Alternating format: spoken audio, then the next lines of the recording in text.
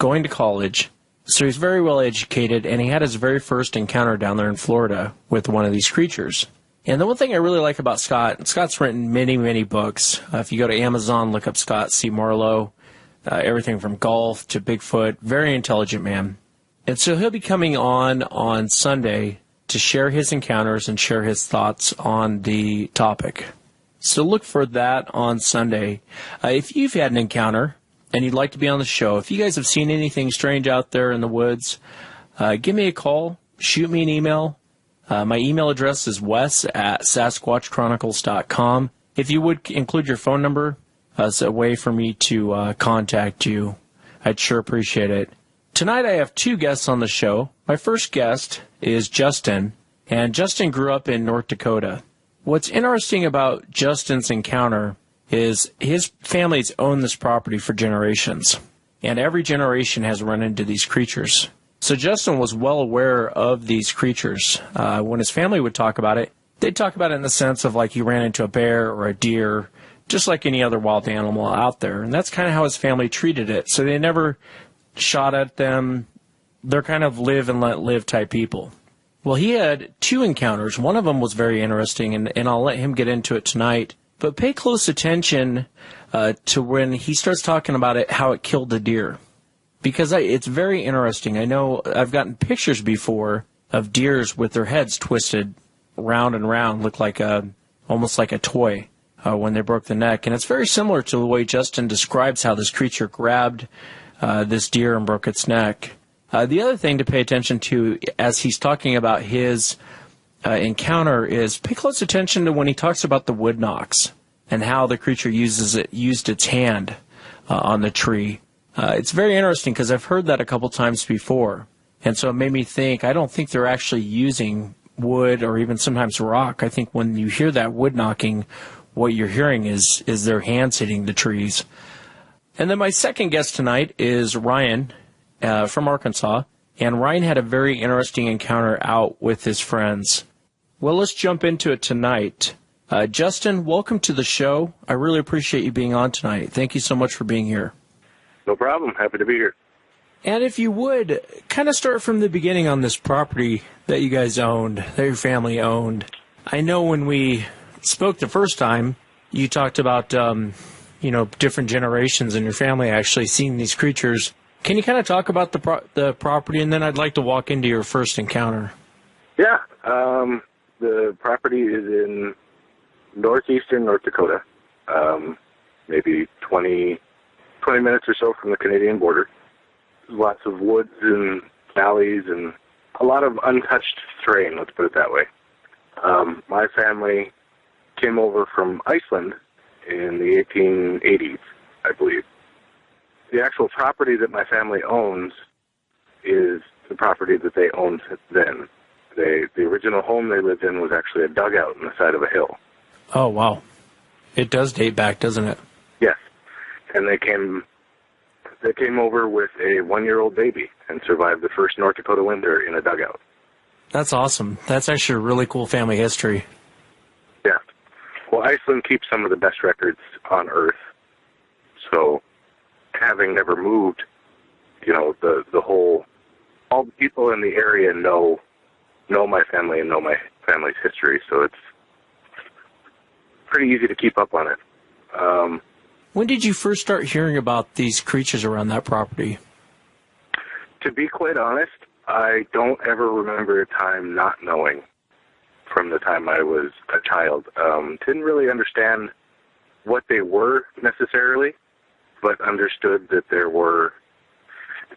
were always talked about as, it's hard to explain, they were talked about almost like just another part of local wildlife. It's more so the males that have had experiences being out in the fields and dealing with the cattle and things like that. Like the first story was actually with that first couple that came here with the 1-year-old in the dugout. To my knowledge, his experiences were never visual. They were always sounds, hearing whistles and stomps near their dugout. And the story goes that one evening, it got to the point where there was growling and stomping, and he went outside with the story of the fire poker to confront whatever was out there or chase it off. And in the process of this, he got so pissed off, he chucked it into the woods in the direction of the sound and went back in the house. Well, the story goes, the next morning, he walked outside and fire poker was sitting in front of the dugout, bent in half. Oh, wow. Yeah. So that's my family's first encounter.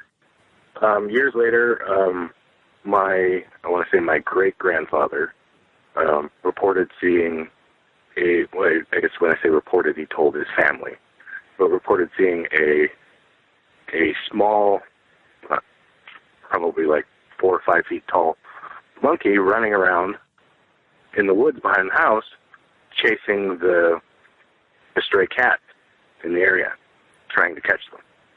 Said it was all black and had big shoulders and a head that looked too big for its own body. That's interesting. You and I both know there's not a lot of monkeys out there in North Dakota. No, there's actually no monkeys in North Dakota. Did your parents ever talk about it with you, or your grandfather? My grandfather did talk about it. My dad really wasn't around when I was growing up. Yeah, my grandfather had told me a story about him and his dad, which is obviously my great-grandfather. They were on a fishing trip, and my great-grandfather never went into the woods without a rifle. So he had a rifle, and they see a black mass run through. It was, they said it was about 7 feet tall. See a black mass run through off in the distance on the other side of the creek. And behind them, they hear a bunch of stomping and running, and they turn around, and it's these, like, middle-aged men all carrying guns, following this thing. Well, my great-grandfather didn't appreciate people hunting on his land, regardless of what the animal was, without his permission. So there was a bit of an argument and a standoff, and men being men, and he wound up chasing them off. And they decided to cancel the fishing trip and try and follow this thing once the other characters were gone, and found nothing but like a half a footprint on the other side of the creek in the mud. And it was the front half with the toes, and it was very blocky and almost chubby, I guess was the word I was given. Yeah, kind of like a Fred Flintstone type print, I guess is what they're describing. I suppose, yeah. It was exceptionally wide, was what he said. Did your family have a name for these things? Did they call it something? In generations past, it was a monkey in the backwoods and stuff like that, but there was no real special name for them or anything. It was just, they were just considered part of local wildlife. I never heard, ape man or anything like that. It was just, they were there. It was always they, them, it. Yeah, that's really interesting. And so you grew up on this property, and was there anything, did they ever come up and mess with the property, mess with the house at all? No. No one has ever felt, since the actual house was built, no one has ever felt that the house was in danger, or that people in the yard were in danger. You hear them, because it's 3 sides of it. Well, 2 sides of it are completely wooded. One is a open field, and the other one is a pasture that dips down and back up to the highway. But you can hear them going through the wooded areas, and it sounds like various types of animals throwing fits. Whether it be screaming or grunting or almost like a roar at times, never feeling like it's really directed at you. It's more ambient, like they're just passing through.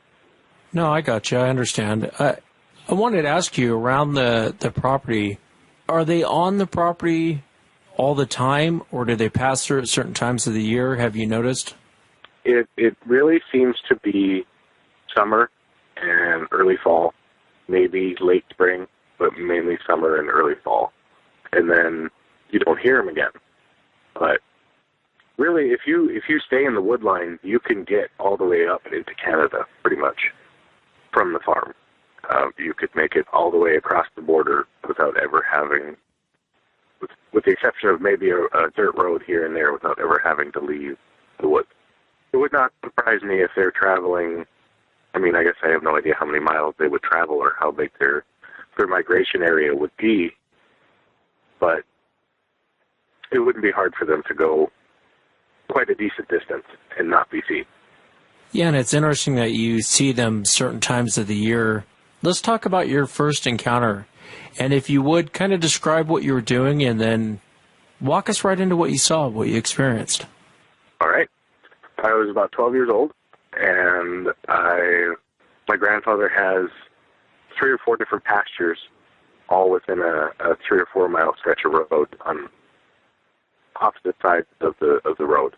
And I was in one of these, and I would just carry like a canteen and maybe a pocket knife and a .22 rifle and just kind of wander and, be the outdoorsman, thinking I was a badass and, shooting woodpeckers or squirrels or whatever. And I had just been wandering through for a good chunk of the day and came to a stump and sat down on it and lit a cigarette that I had stolen out of my grandfather's truck. Just enjoying the day, really. And I heard running off to my right, kind of to my right but behind me. So I look and I see a deer coming through the woods. It wasn't a huge deer, probably like a 6-pointer, not yet full grown. And I just kind of slid off the opposite side of the stump to watch him. I didn't want to scare him, and obviously I'm not going to shoot him with a .22. And he stops, and his head perks up, kind of like they do, and he's looking around, and he just takes off again. And just as he starts to get parallel with me, I hear these thuds coming out of the woods beyond him. The single largest animal I've ever seen outside of, like, elephants at the zoo comes charging out on 2 legs out of the woods, grabs him by the antler, and kind of brings him into himself, grabs the other antler, and snaps the neck.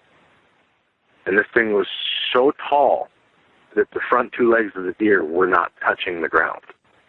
He brought him up almost kind of into his armpit, and he nearly stood the deer up and snapped its neck, and it just went limp.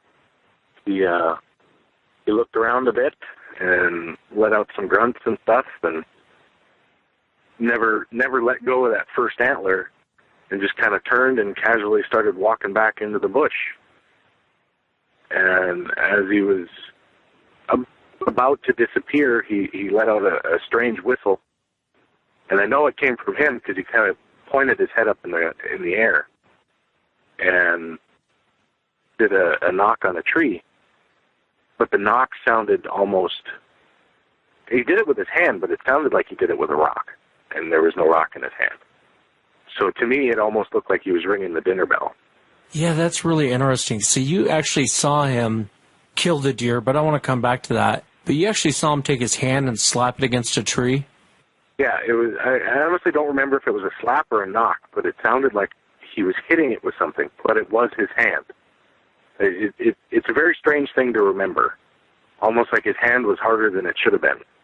Yeah, I had another witness tell me almost word for word the exact same thing. He said, I don't think they're using wood and hitting trees. I don't think it's wood knocking. And I said, well, why do you say that? And he was telling me about his encounter, and he said what happened was it hit the tree with its hand. And he goes, but it sounded like a wood knock. I mean, it hit it so hard, it actually sounded like a wood knock. He goes, maybe it had a rock in its hand, I don't know, but he goes, it made a real odd sound. I mean, it hit the tree so hard, it actually echoed through the forest and sounded like a wood knock. Wow, yeah, that's exactly it. I mean, the only thing he had in his hand the whole time was that antler, and the antler was still on the head. So he wasn't using that. And I don't know if their skin is just hard or what, but it was loud, and it looked like he barely even tried, but it made more of a noise than it seemed like it should have. For the audience, can you describe what you saw as far as the creature goes? Yeah. If I thought about this many times over the years, because this was quite a few years ago, trying to decide how big he really was. And after being back out in this pasture in my adult life and looking around in this area, kind of judge, I would say that this thing was bare minimum 11 feet tall. And just by the sheer width of it and the mass, like the muscle mass, I would say probably anywhere from 8 to 1,000 pounds, if not more. 800 to 1,000 pounds. It was the single biggest thing I've ever seen in my life. It wasn't locked in a cage or at the circus.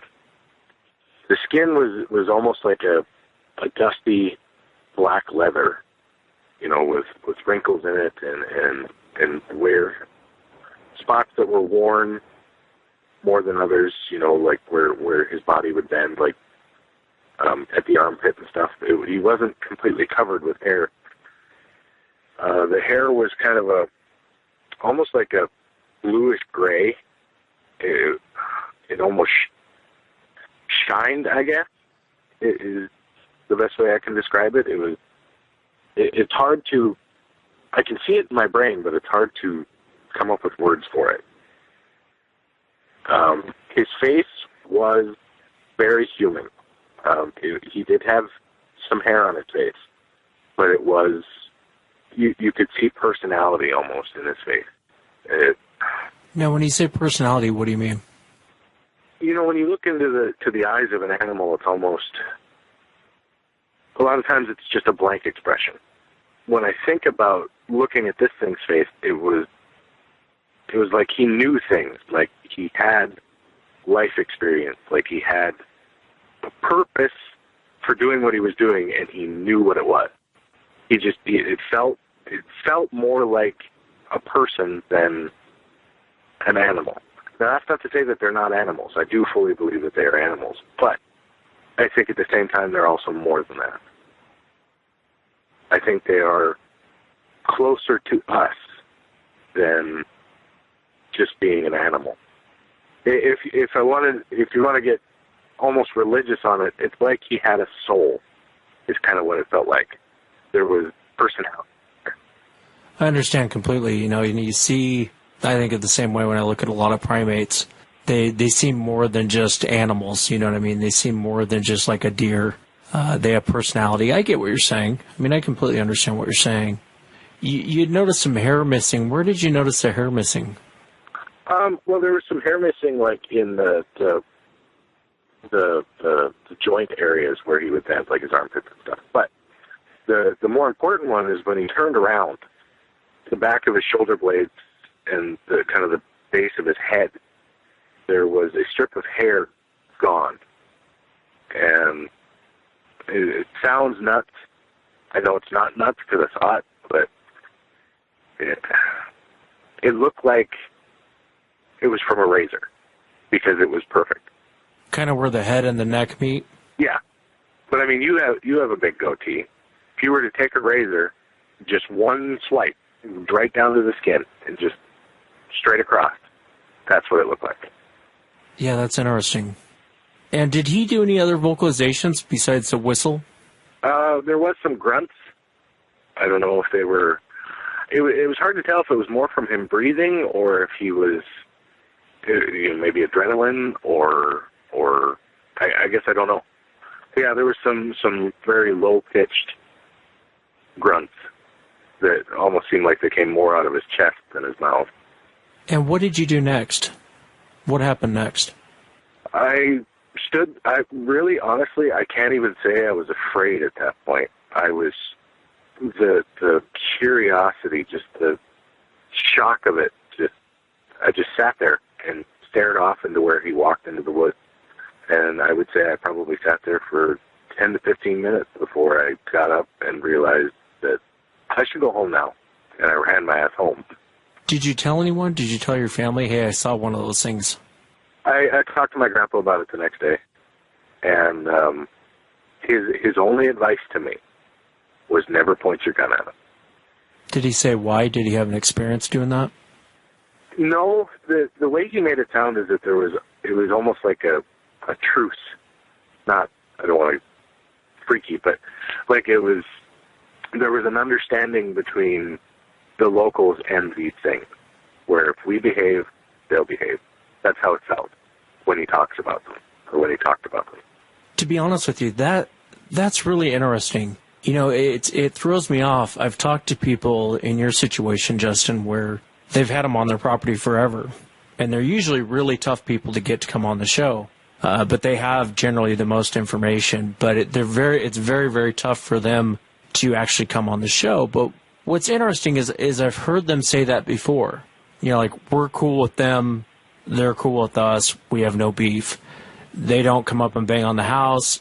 You know, there's almost like a truce between them. And I always thought that was odd, but I've heard that from other people in your situation. And then what's strange is you'll hear of these rental homes. I'm sure you've heard the show before, where someone moves into like a rental home, or they buy a home, and the home's been empty for a year, and the moment they move in, all of a sudden the house is starting to get slapped. They get rocks thrown, they get growled at. These things are coming up to the window, they're coming up to the door, shaking the door handles. You know, some semi-terrifying people. And then you have these other encounters where it's like, hey, our family's known about them for generations, and they're just here, just like deer, just like bear, just like everything else. You kind of keep your distance. You don't mess with them. They don't mess with... And it's just odd, you know what I mean? Like, with a normal wild animal, it's so tough. I don't know that you get that type of... You know, if you had a grizzly bear on your property, you might run into it when it's in a bad mood one day and decide to kill you. You know, or you get too close and it decides to kill you. And it's strange with these things because I've heard of people in situations like yours where family, it goes all the way down to great-grandfathers that have run into them, and there really seems to be no issues. Well, like I said, you know, he was very adamant, do not point your gun at him. It's like there's an understanding there. So, I mean, if my family were to leave that property and someone else were to move in, maybe it's you know, we were comfortable with these people, now you get your initiation. Let's see how you respond. Because if you remember, that first family, or that first couple that moved in on this property, we're getting the grunt, and we're getting the whistles and the screams and the stomping outside. I don't want to say being terrorized, but at least being harassed. And almost like an initiation to see how these new people are going to respond. That's kind of how it seems to me. And now after all these years, you know, they see these people grow older and then have more kids and this and that, and as long as the quote-unquote truce is kept, they behave themselves, and they leave us alone. And that actually brings up one of my other encounters. Would have been either the following year or the year after my first one. I don't remember which summer it was. But I was actually in a different pasture, working my way down towards a creek or a river so that I could go fishing. And I was kind of looking up into the trees and just, you know, completely oblivious to the world around me. I hear grunting coming from in front of me in the bush. So I look forward and I see it actually showed itself to me intentionally. It half emerged, kind of keeping itself partially behind a tree, partially not, but kind of looking me dead in the face, letting me know it was there. It started grunting at me. The only thing I could think of was, don't run. Don't run. Because if I run, that gives it a reason to chase me. As long as I stand here and stare at it, maybe it's not sure what to do. And that's my only hope right now. He kind of, it was weird. It was almost like, you ever see like a kid on a flagpole where they just kind of spin in circles around the pole? Yeah. Where they hold on to it with one hand? That's what he started to do, but it was almost out of anger more so than playfulness. I'd say he was about 7 feet tall, mostly black, a little bit of gray in there. The face was similar to the first one. I started to take a step back. I wasn't going to run, but I was going to try and make some distance. He lets go of the tree and starts almost pacing back and forth like a boxer or something. He's punching the tree, and he's slapping bushes and just getting real aggressive. At least that's how it felt. And he just stops mid-pace. So basically his left side is what's facing me. And he tucks his chin down a little bit and slowly turns his head, but his chest at the same time, to look at me, and starts to snarl. Like just a grunty, guttural snarl. And he started to move towards me. Not fast, but, as I would take a step back, he would take a step towards me. At that moment, I had a come to Jesus meeting because I about pissed myself because I heard something behind me. And it was stomping. And then I heard a roar. And I quickly glanced behind me to see what it was. And I'm 90% certain it was the first one that I saw. And I looked quick back at the first one that was coming towards me, and the look of fear on that thing's face is something I will never forget. It's almost like he hit a wall and couldn't move any further. Was the roar directed at you, do you think, or was it directed at him? No. I think it was directed at him. After thinking about it after all these years, the way it feels is like, you're going to bring us too much attention. Piss off, kind of thing. Like an adolescent. An adolescent that gets a little too cocky, too big for his britches. And he was, doing something to me is going to draw attention. And the big boy, who I've come to feel is probably the alpha, wasn't going to have any of that. That's interesting. So you saw the facial expression change from, I'm going to kill you, I'm snarling at you, now to complete fear? Yeah, like I'm going to get my ass kicked. So what did you do next? I stood still. These things kind of stared at each other and grunted at each other a little bit. The one was obviously submitting and sort of started to back up into the direction that it came from.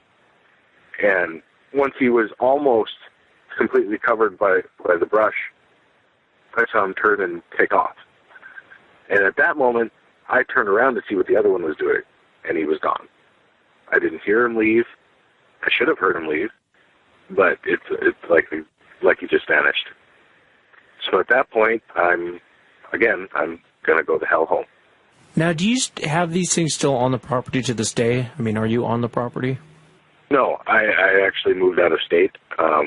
My grandparents still live there to this day, and the farm will eventually be mine, and I will move back at that point. But I got a better job out of state, so it was time to go for a while.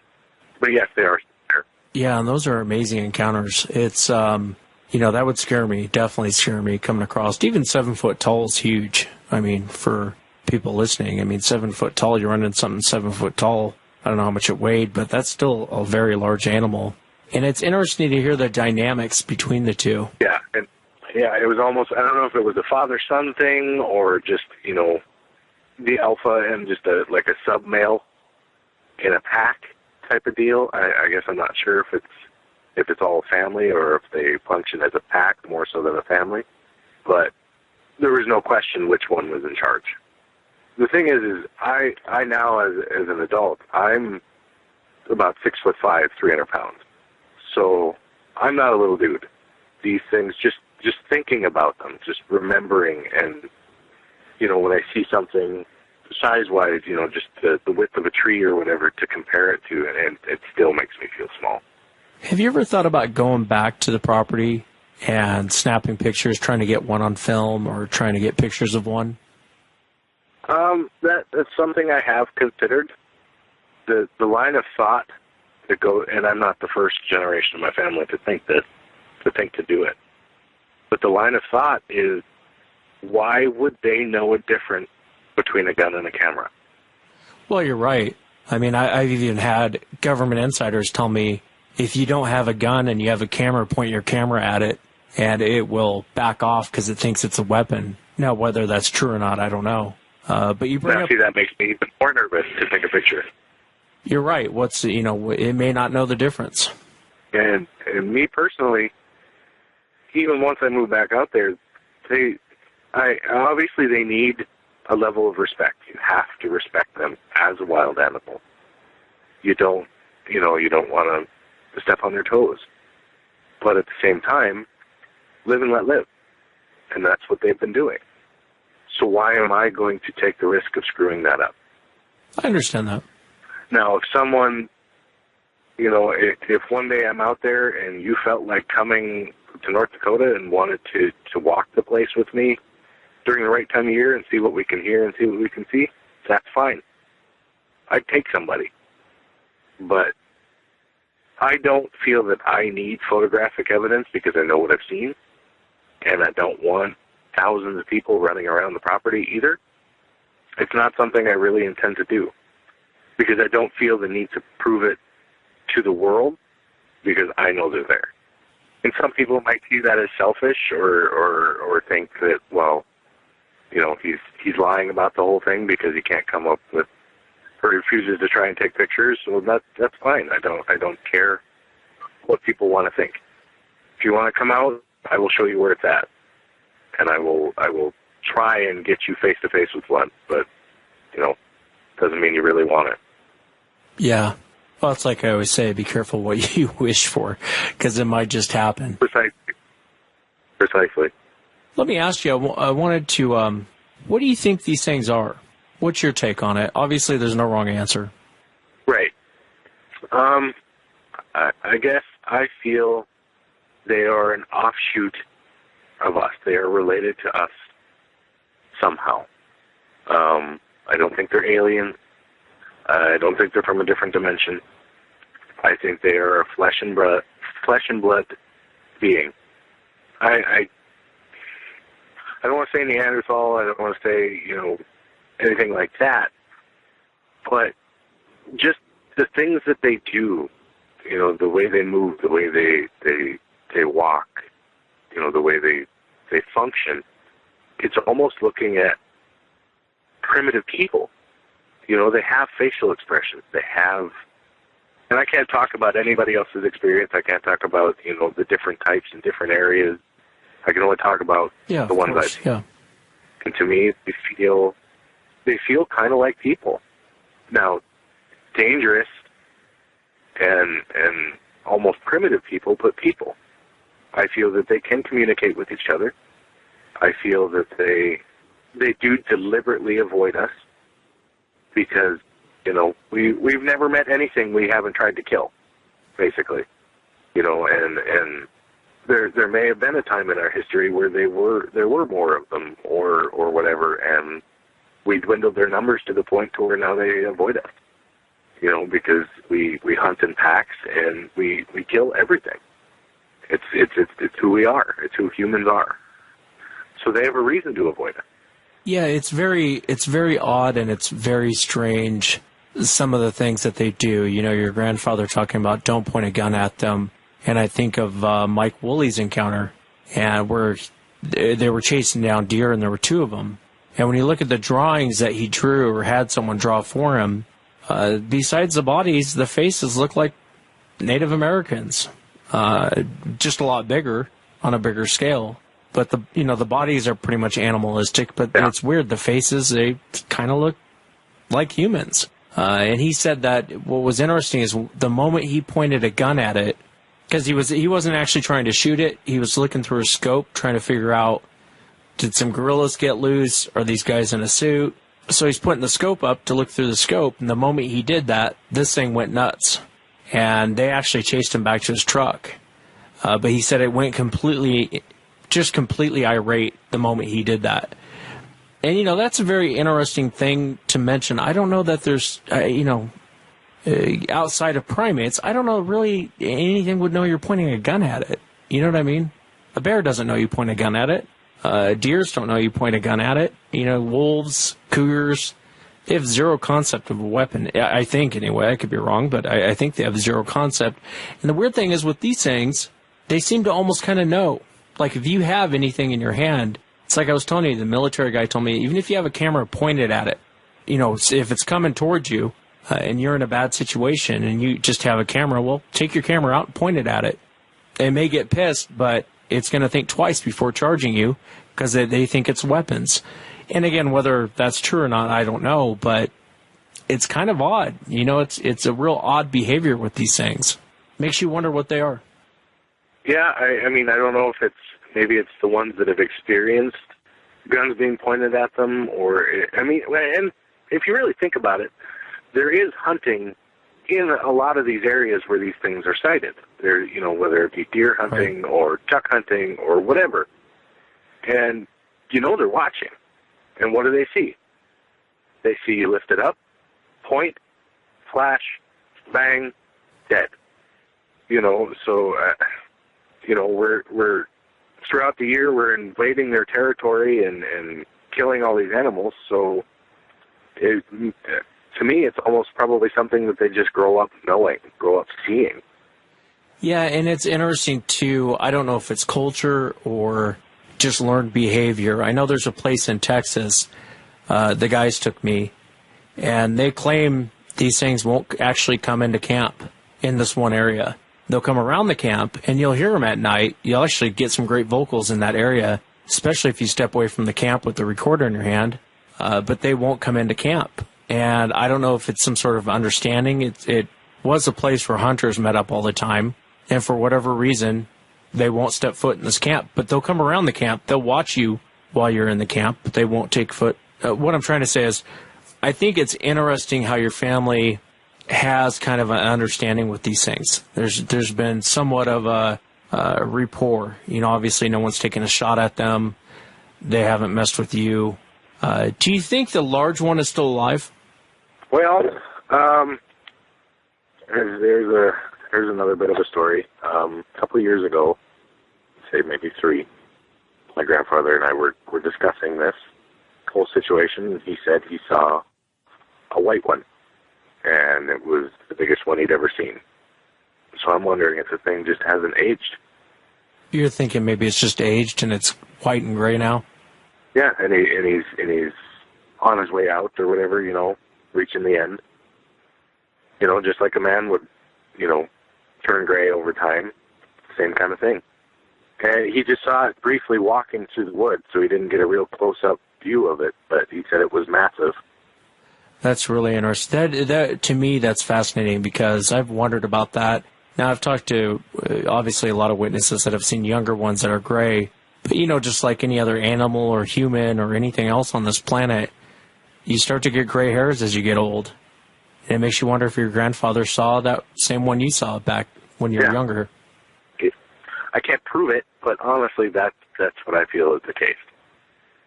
I feel it's the alpha, or at least what was the alpha at the time, is aging and will eventually die of old age or whatever. I don't feel that they live forever. Yeah. Around your property, have you ever found any footprints? Have you ever seen any strange structures, anything like that around the property? I have seen piles of sticks that shouldn't be there, piles of rocks that look strange. I can't, and I won't say for certain that it was them. I have seen droppings that I believe is theirs, because I know we have black bear in the area. I personally have never seen one, but I know they're in the area, and this isn't bear crap. Bear crap becomes more of a pile, if that makes sense, more of like a mound. Their droppings are more like a tube or a pop or a soda can, a little more human, but at the same time still bigger, bigger than your average human. But yeah, they're almost cylindrical, if that's the right word. No, it is, and you're right. Yeah, kind of about the size of a pop can, as far as width, but it looks very human-like. It doesn't. You're right. Bear droppings are not. You can pick out bear droppings very easily, and when you see this, it's something completely different. So I have seen that, and I have found hair that looks strange, on bushes and on trees and stuff, almost like they're.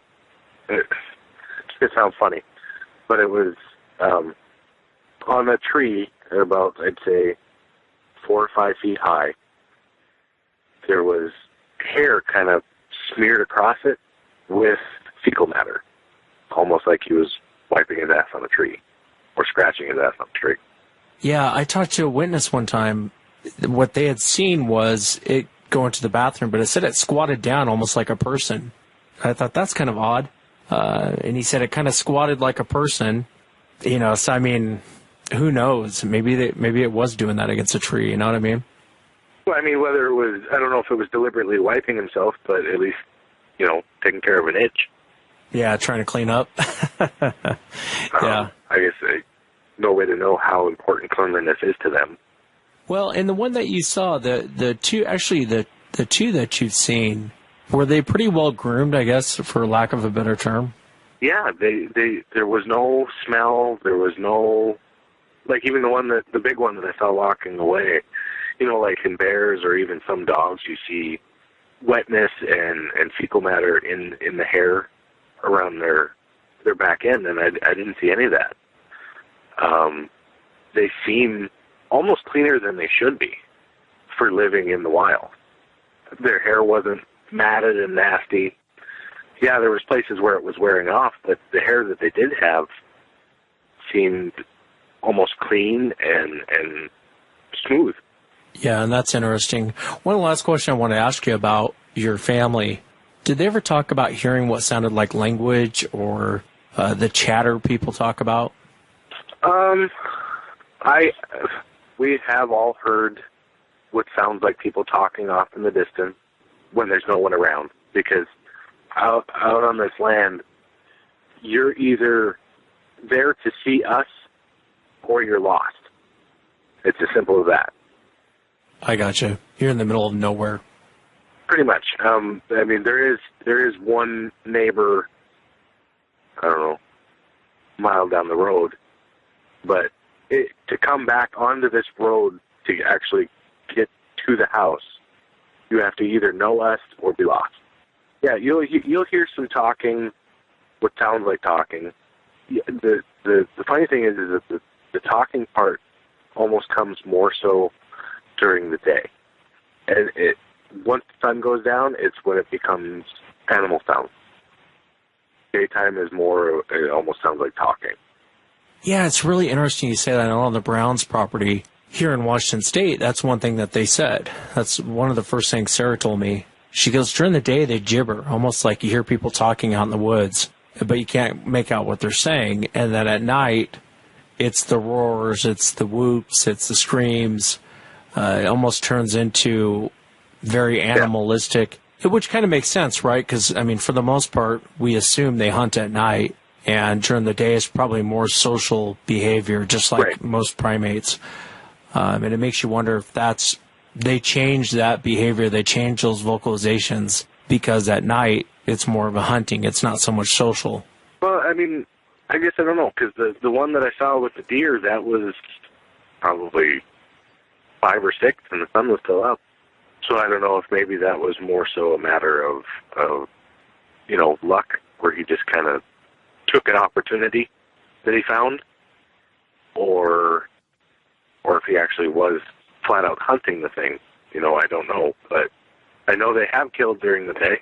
They have, it happened right in front of me. So, but I guess I don't know. Yeah, when you're sitting out on the porch or whatever, and you hear stuff during the day, it's more so of a chattery conversation, and once the sun goes down, things get wild. Well, be safe when you go back to the property. Like I said, even though I know there's somewhat of a nothing's ever happened, I lean on the side of unpredictability with these things, or running into maybe a different group that's not been on your property that's passing through, or, there's just so many different unknowns and so many, it seems like with these things, they're just so unpredictable. Situations like yours, Justin, where you really haven't had any issues with them, there's really no problems. I understand the way you feel about them, and live and let live, and they kind of seem like people, and they look, and that's interesting too, because, a lot of people, the farther east you go in the United States, more and more witnesses say that it looked like a person. It looked kind of humanish. And a lot of people, the farther east you go, you start to get that. You really start to get that from witnesses of how they're describing what they saw. I hear Neanderthal all the time. I hear people, forest people. I hear it looked like a person. And then it seems like the more west you go in the United States, that becomes less and less and less and less. And people describe more of a chimpanzee-looking face. People describe more of an ape face, but with a wide human nose. And so it's just fascinating to me about the different types of these things. You can base a lot off what witnesses see. Well, I guess I'm happy with the ones that I have then. But I don't take anything for granted. Now that I'm an adult, I don't go into those woods without being properly armed. Like the one that was coming at me. I don't know what would have happened if the big boy hadn't been there. Who knows? I may not be sitting here talking to you right now, or I could have a far better experience to tell you about. I don't know. So yeah, I don't take anything for granted, and quite honestly, if that big one is the leader, which I think he is, eventually one day he will die, and we don't know what the new leader is going to have to say. Well, and it's interesting too, even the behavior on your second encounter seems to be something very consistent. Most of the time, these things, from witnesses I've spoken to, most of the time, they don't just snap. They don't just come and want to kill you. They almost like they have to work themselves up into it. You hear a lot of witnesses say, one guy I just talked to the other day, he was saying it was like beating its fists on the ground, and it'd get up and throw a tantrum and like hit a tree. He said this thing was going nuts. It started growling and snarling and pacing back and forth and just kind of throwing a fit like you'd see a child throw a fit, except for, this is a 1,000-pound primate throwing a fit. But, what's interesting is that's what he said. And he was like, man, I think it was working up the courage to attack me. And I've heard that from a lot of witnesses, a lot. Yeah, exactly. That's exactly what I saw.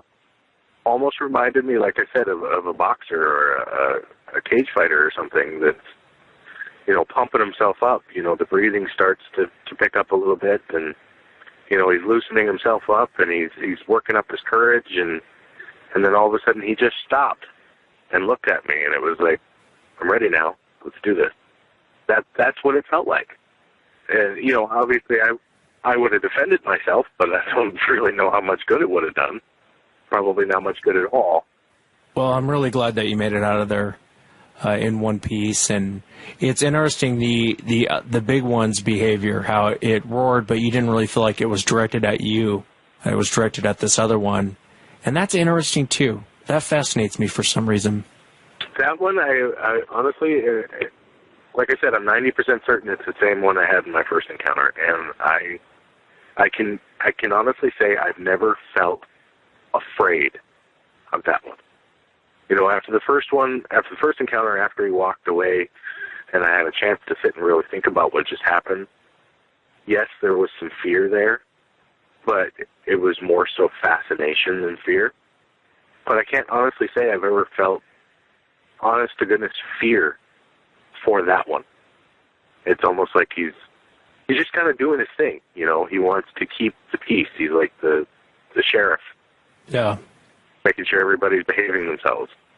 Well, like I said, that's not the first time I've heard something like that. I've definitely heard that before, where even from witnesses that didn't come on the show, they would talk about how there was a very large one that seemed to kind of police everything around the property. In situations like you're in, seemed to police the property. So keep me up to date. Keep me up to date, will you, on what's going on over on that property? I'd sure like to hear any more if your grandfather has any more sightings, or if you decide to go back and pay it a visit, go visit the property, or even when you eventually take over the property, keep me up to date. God, I'd love to go out and check out the area. And my recommendation to you, though, is like he said, you know, kind of keep everything secretive to a certain extent. Otherwise, you'll have every moron in the world out there running around on your property trying to... Yeah, if you ever wanted to make your way out there, I would take you around.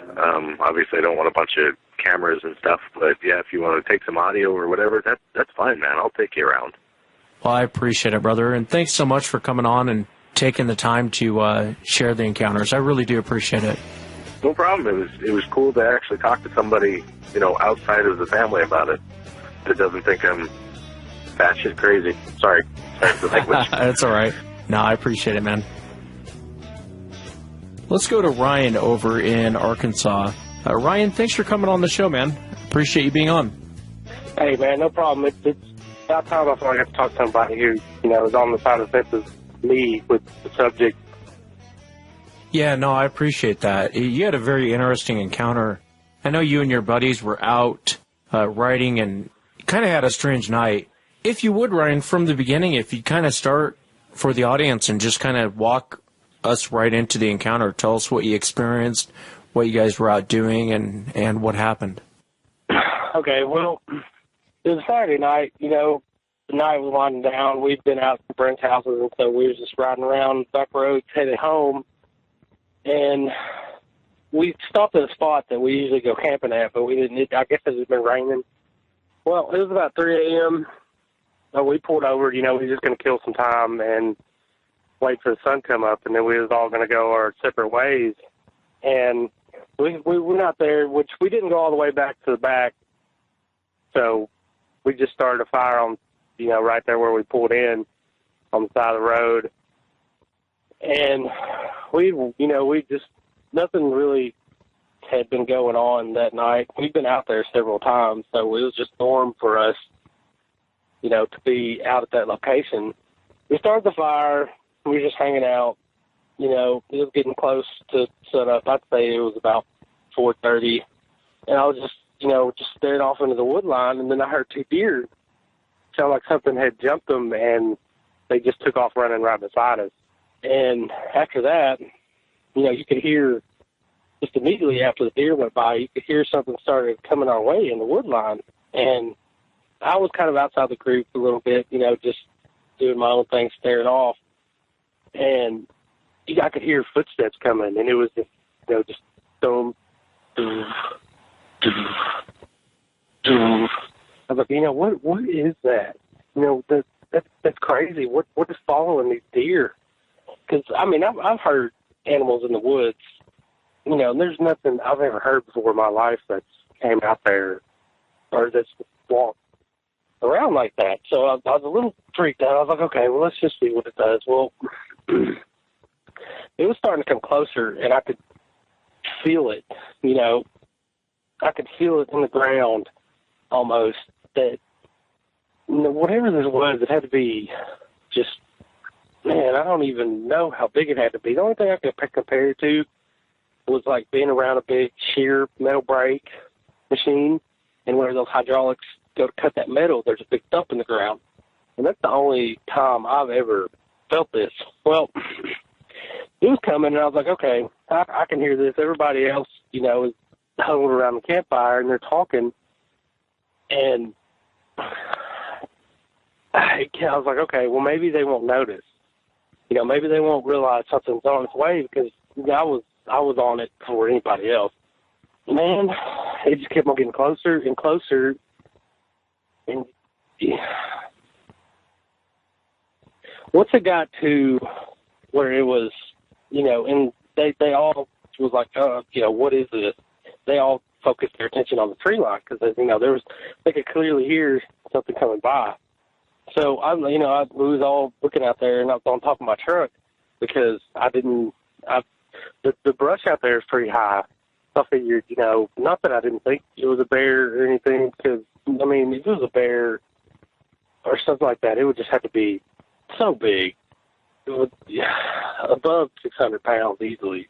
So I got on top of that, and I was like, okay. And he's like, okay, well, let's just go out there and see what it is right now. They wanted to go out there. And I was like, well, no. And I jumped off the top of my truck. I got on top of my little Dodge Dakota I had, and I was trying to watch in a tree line because it a little bit of a high point on it, and you couldn't see nothing. And I was like, okay. So I jumped off my truck. I was like, look, I can't make the noise that thing is out there, so we don't really need to be messing with it. And I was like, okay. So it started coming parallel, and we all got quiet, and you could hear it, it's almost going to pass us, but it stopped. And then it started coming towards us. I was like, all right. I was like, this is enough of this. I hopped down in my truck, started honking down the horn, honking the horn, trying to get its attention that, hey, something's over here. We need to go away. I figure if it's some kind of predatory animal, they would know. But that didn't stop it. It seemed like it got quieter, like it wasn't trying to be known as it was walking. Because we started shooting, I noticed I had, gross bottle rockets behind my seat. So I grabbed those, and I had to give some people some, and I was like, well, let's just start shooting this out there. And, maybe this would deter whatever it is from coming this way. It's surely, shooting bottle rockets at something, an animal, they're just not going to have too much to do with you. Or, right. I don't know. I figured it would, get it to go away, man. I was just thinking everything I could. I was like, oh, shit. I'm sorry. What is this thing? Now it was not paralleling us, and it's coming straight for us. Like, I was starting to freak out a little. Like, I don't know what this is. It's too damn big to be. Sorry. No, you're fine. It's too big to be something I've ever heard of before. I hunted in the woods when I was younger. And you kill, 300-pound hogs out there. And you can't really hear those things coming up on you. You can hear them moving around and stuff, but nothing that was going to make these kinds of the footsteps. You could feel it in the ground. It's like, man, whatever this is coming this way, we don't want nothing to do with it. We don't have no weapons. There's nothing really we can do to it. I've done exhausted all my options. I've tried to honk my horn at it, just let us know we're out there. Shot bottle rockets, and it's on its way now. I was just freaking out a little, and so we stood there, and after the bottle rockets, it got quiet for a little while, but you could hear, just little subtle steps and little, whatever it would step on, it would snap. So there was no really way for it to come up on us, and without us knowing, hearing a little bit of something. Plus, being out there on the power lines, there's a constant buzz. It's never just dead quiet out there. There's always that sound. So you really have to listen to it. I mean, we lost track of it because it just, after the bottle rockets, it seemed like it was just, like it didn't want to give its location away. Because we were just belting them out straight forward towards it. And so a few minutes went by. I was like, okay, well, this is all over. Whatever it was has gone, decided that we're not worth. They know it's, we're over here. Then I was on top of my truck, and I could just hear something out. And it was dead quiet for a while, and then all of a sudden you hear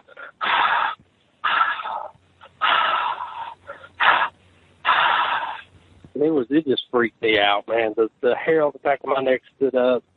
And I was on top of my truck again, and I was trying to find this thing, man, and I could not find it anywhere out there in that wood line. Everything's so thick. You could, if you walk into the wood line, let alone the brush before the wood line, if you walk into the wood line like 10 feet, you're not going to be seen anymore. And so we waited there for a little while. That quit, and then you never heard anything else. It's like it just either it stayed in one spot. That's the only thing I can think of. It had to just stay in one spot because I'd sit there and listen, and there was nothing, no kind of other movement or any other thing like that. And after that, we was like, well, let's go out there and see if we can find some footprints. So I was trying to convince the people I was with. I was like, man, that thing was huge. There's no way that was anything that lives around here normally. And if it was just gigantic. That's what still bothers me to this day is the vibrations I could feel in the ground. It's like I don't know if it was following them deer to run them down the road a little bit, because whatever it was, didn't care. I don't know. The first thing is, our camping spot is back there where it all started. We didn't go back there that night. We just, because the road was so muddy, so we just stayed up on the main road, right, just parked right beside the road. And we've been back there, I don't know what, because that's where it all started from, was where we usually camp at back there. And there's a little creek back there and some fields, but I don't know if this thing was pushing them along, because it followed the same route as the deer. If it was just pushing them along further down the pipeline to, whatever was waiting on the other side, because it didn't seem like it was in a hurry getting after it. It was really methodical on how it was walking. It wasn't moving at a fast pace or nothing. It was just being really, really slow and loud. That's what really got my attention, was how loud it was, because I could hear it from a good ways away. And I was like, what is this coming? Yeah, and that's interesting, too, the whole behavior of it, the way it pushed the deers, in a certain direction. I'm sure if it wanted to chase those deers down, it could have. It makes you wonder if there was more than one in the area. I've heard of them doing that before. I've spoken to witnesses that have seen them do that before, where one kind of drives the deer down to an area, and then another one. And hunters do that. Me and my brothers used to do that. You kind of drive the deer into the spot you want them. I've heard that breathing you described too before, and it's hard to explain to someone who hasn't heard it. It just sounds huge when it breathes. I don't even know how to describe it. It just sounds odd. I thought it was like a sick bear when I heard it, because it was so inhale, exhale, so heavily. I thought it sounded like a sick bear, but it wasn't a bear. But that's how I would place it. Yeah, that it wasn't blowing or nothing. It wasn't making no deer noises or anything like that.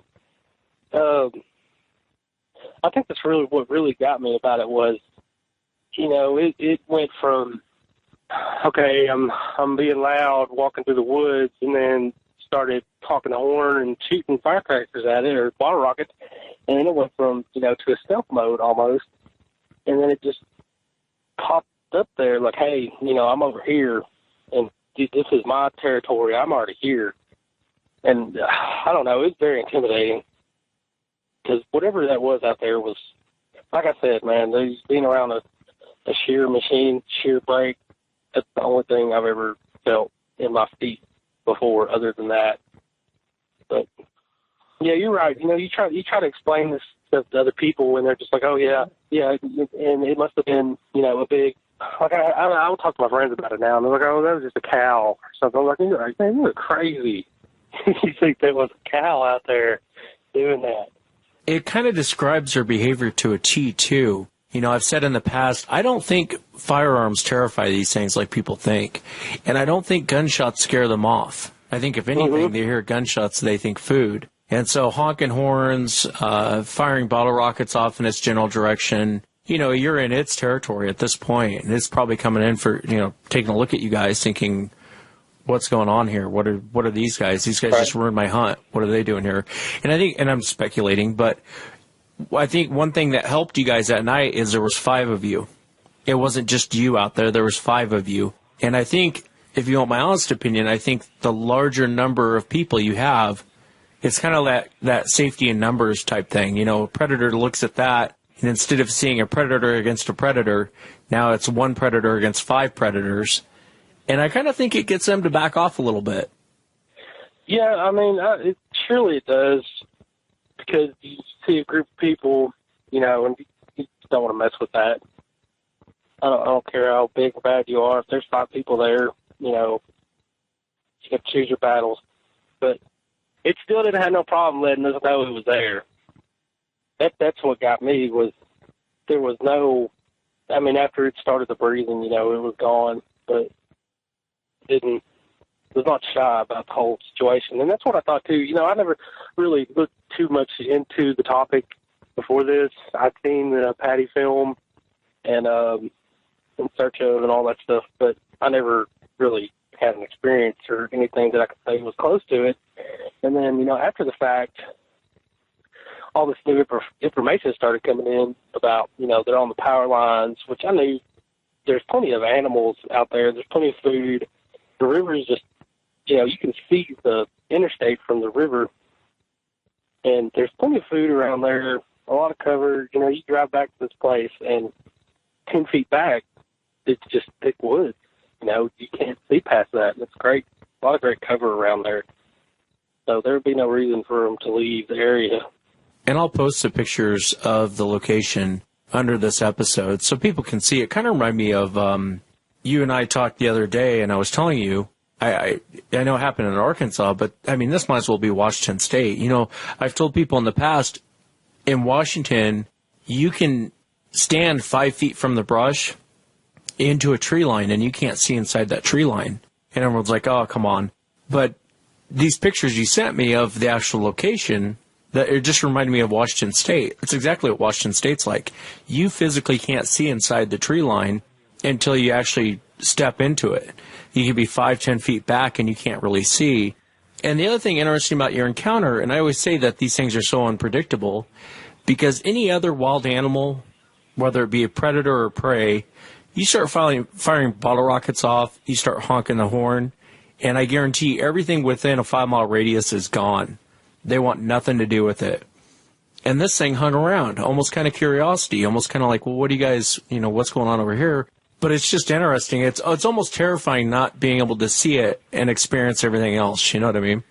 I'm glad I didn't see it, man, because I would get really mad at the people who don't believe me in my story if I did see it. If I get visual confirmations, and which I never really told my story to people. They say, oh, wow, that's crazy, but I don't really know if they believe me or not. So if you wasn't there, man, you just don't understand what was going on. But I try to tell people, but they just write it off or ask me if I've been drinking or stuff like that, pop joke. Yeah, it's always a joke until it happens to you, Oh, yeah, it's all fun and games till you've got something going on and you're out in the woods and you have no gun. And I've heard about, Bob Gary talking about the lasers and all that, and I went and bought some, but I just don't know I don't know. I don't want to go out there, which is private property now, so I'll have to I plan on getting permission from the guy and going out there and checking it all out. But I just put a lot of stock in these lasers. Yeah, it might be interesting to go back out there and take a look around. It might be, like I was telling you, those power lines, those places are money for hunters because your prey will take that path because it's the least resistance. So those are the places where usually hunters set up shop. So why would it be any different from a Sasquatch, that hunts down deer doing the same thing? They're going to sit in those same areas because that's where all the prey is. Yeah, you can see the deer stands out there too, so I know there's deer out there. And it all started from whatever it was, chasing deer, so they're out there, man. There's abundance of wildlife. So you got the river right down the road, and there's little creeks that run off the river. So there's plenty of food all over the place, and it's just so overgrown. Nobody really keeps up with it. That I just think it's a good spot. Anytime I'm in that town and I got some spare time, I'll ride down the road looking for tracks on the road because it's a dirt road. Especially after it rains, I'll go ride around. But the likelihood of you finding something out there is very slim. I know Arkansas has a lot of sightings. It's like I was telling you, I get more sightings out of Arkansas, that whole area through there. But generally, those people don't want to talk about it. Generally, it's hard to get those people to come forward and really talk about it. I almost get more encounters out of your area than I do in Washington State. And Washington State's known for Sasquatch, but for some reason, it's the people down there in your area, it's tough to get them. It's like pulling teeth to get them to talk about it. And I know there's stuff going on down there. And I just think I'm just glad that, you were in a number of people and kind of held it at bay. Because I think if it would have came out of that brush line, it probably would have scattered you. I could just picture everyone running in different directions. And that's the last thing you want to have happen in a situation like that, especially when it's pissed at you interrupted its hunt. Yeah, that's what I was telling them. I was like, look, if this thing pops out, you're not in my truck. You're riding with my buddy because I'm leaving. As soon as I see what the hell this is, I'm out of here. I've had enough.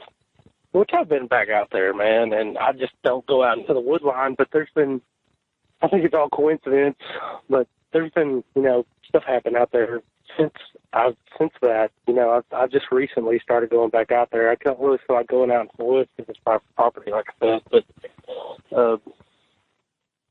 if I can get, approval from the owner, then I'll probably go back out there. But, I mean, what do you do whenever you do get a visual confirmation or get something on footage? You go to put it online or something, and it just gets shot down. So I feel like if I was to have seen it, I would be way more deeper in this than what I already am. But I don't know. Yeah, and I can understand that. It's frustrating when you have footage and it's real and you post it online, or you get a picture and it's from a good source. And a lot of times those people don't want to come forward. They're just like, hey, my trail cam got this. What do you think? And it's a super clear picture of one. And, everyone says it's a costume. Everyone says it's this. Everyone says it's that. It's frustrating. And that's what I was hoping to kind of change people's mind with the show. Have everyday people tell their encounters. Right. For God's sakes, Right. Is everyone lying? I mean, I've had police officers on. I've had on and on and on. Either everyone's delusional and has some mental issues, or there's something out there running around the woods that people are seeing. And then on top of that, everyone's pretty consistent on what they saw. I mean, no one's really too far off base on what they saw. I'm hoping that it changes. I'm hoping that people come forward and share their evidence, whether they get pictures or videos. And it's frustrating, though. I understand your frustration, Ryan. I got the same frustration where it just gets eaten alive. Then everyone complains. There's no clear pictures. There's no clear videos. Well, every time someone shares something, you guys eat them alive. So why would they share anything, Yeah. Well, they wasn't the ones who did it, so they obviously think it can't be real. Yeah, it's frustrating. There's just so much ego to it. It's terrible. But, you can have really good footage and all that, and just stuff that you can't make up. And if people knock everybody who turn their stuff off and leave, I mean, what are you supposed to do? You ain't got no gun or nothing, and you got this beast in front of you that ain't even supposed to exist. What do you think? You don't ever know what you're going to do till you're in that situation. Well, and that's why I always say, if you see one, you should shoot it. Yeah. Don't break out the camera, put a bullet in it, go cut its head off, and bring it back. You're not going to drag the body out, so cut its head off and bring it back. Right. And, and I'm in the same boat. When I go out, I'm usually heavily armed, and I hate to say that I would shoot one, but I would shoot one and take its head off and bring it back. As much as I think I'd regret it later and probably feel bad about it later, it's just something that has to be done. Someone has to do it. And if you're out there, you see one, you should shoot it. I mean, plain and simple, you should shoot it. Now does that mean I think everyone wants one shot, there's confirmation, people should blast these things? No, I don't. I think that's wrong. But I think that one should be shot for confirmation of science and everything else. But it's frustrating. It's hard to know what the right thing to do is. And I don't say that lightly about shooting one because, we have thousands of encounter stories, everything from cops to hunters to your average day person to people in high authority that have seen them. We got foot casts, footprints all over the United States. In fact, all over the world. We got audio of them. We do have some good videos out there of them and pictures of them. What more does it take? It's because It's become such a joke. Guys like me are saying, if you see one, shoot it. But, it's just frustrating. It's just very frustrating, man. And it almost becomes addictive, doesn't it? Like, once you have an encounter, it's like, God, I got to figure out what the hell this thing is. Luckily, my wife loves me because I've been obsessed with this, since all that happened. And they're just recently, in the past 5 years, there hasn't been a whole lot on it. There's just really nowhere you can go and find information on this stuff. But it is very frustrating because you've got so many hoaxers out there, and now I just wondered all the time, what was that? And I know there's no animals out there that big, native to this country. Well, Ryan, I appreciate you coming on and sharing the whole encounter with us. I know you didn't have a sighting, but it's almost scarier not seeing it. You know, it's the especially with everything that went on in that whole situation. Yeah, it was wild, man. Yeah, I definitely think about it a lot. And, I mean, going through that area just brings back memories. Oh, yeah, I bet.